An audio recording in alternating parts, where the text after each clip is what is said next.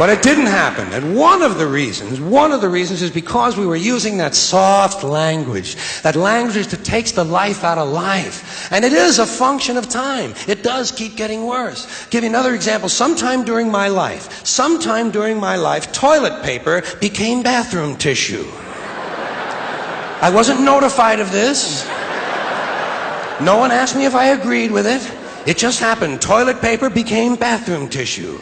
Sneakers became running shoes. False teeth became dental appliances. Medicine became medication. Information became directory assistance. The dump became the landfill. Car crashes became automobile accidents. Partly cloudy became partly sunny. Motels became motor lodges. House trailers became mobile homes. Used cars became previously owned transportation. Room service became guest room dining. And constipation became occasional irregularity. When I was a little kid, if I got sick, they wanted me to go to the hospital and see the doctor. Now they want me to go to a health maintenance organization or a wellness center to consult a healthcare delivery professional. Poor people used to live in slums. Now the economically disadvantaged occupy substandard housing in the inner cities. And they're broke. They're broke. They don't have a negative cash flow position. They're fucking broke. Because a lot of them were fired. You know, fired. Management wanted to curtail redundancies in the human resources area.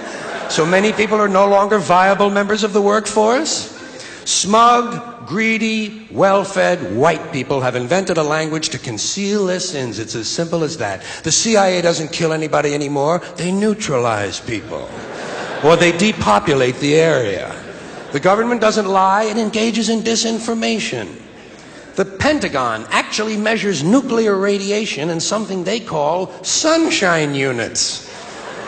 Israeli murderers are called commandos. Arab commandos are called terrorists. Contra killers are called freedom fighters.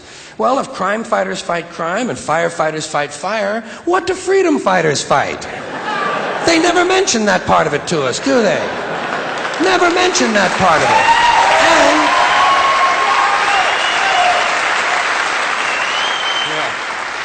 And some of this stuff is just silly. We all know that. Like on the airlines, they say they want a pre-board.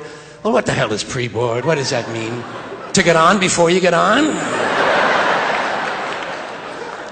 They say they're going to pre-board those passengers in need of special assistance. Cripples! Simple, honest, direct language. There's no shame attached to the word cripple that I can find in any dictionary. No shame attached to it. In fact, it's a word used in Bible translations. Jesus healed the cripples. Doesn't take 7 words to describe that condition. But we don't have any cripples in this country anymore. We have the physically challenged. Is that a grotesque enough evasion for you? How about differently abled? I've heard them called that, differently abled. You can't even call these people handicapped anymore. They'll say, we're not handicapped, we're handy-capable. These poor people have been bullshitted by the system into believing that if you change the name of the condition, somehow you'll change the condition. Well, hey, cuz, doesn't happen. Doesn't happen. We have no more deaf people in this country, hearing impaired. No one's blind anymore, partially sighted or visually impaired. We have no more stupid people. Everybody has a learning disorder. Or he's minimally exceptional. How would you like to be told that about your child? He's minimally exceptional. Oh, thank God for that. Psychologists actually have started calling ugly people those with severe appearance deficits. It's getting so bad that any day now I expect to hear a rape victim referred to as an unwilling sperm recipient.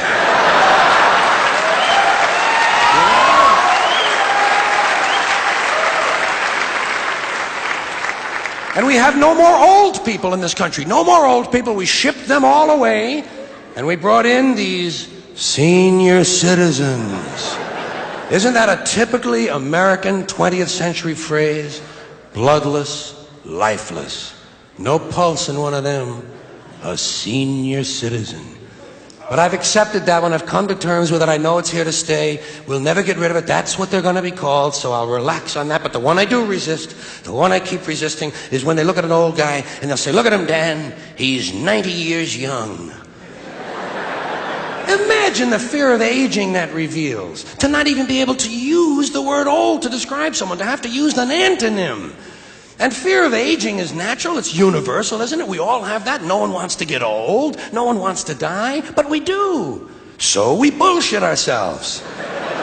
I started bullshitting myself when I got to my 40s. As soon as I was in my 40s, I'd look in the mirror and I'd say, well, I guess I'm getting older.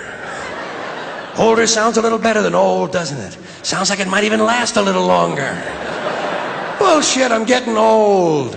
And it's okay, because thanks to our fear of death in this country, I won't have to die. I'll pass away.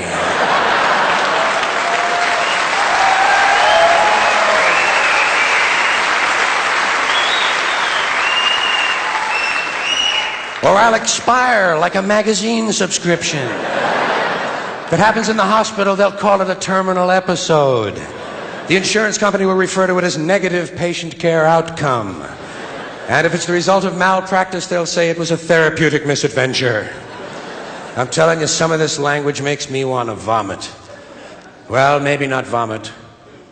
Makes me want to engage in an involuntary personal protein spill. Thank you all.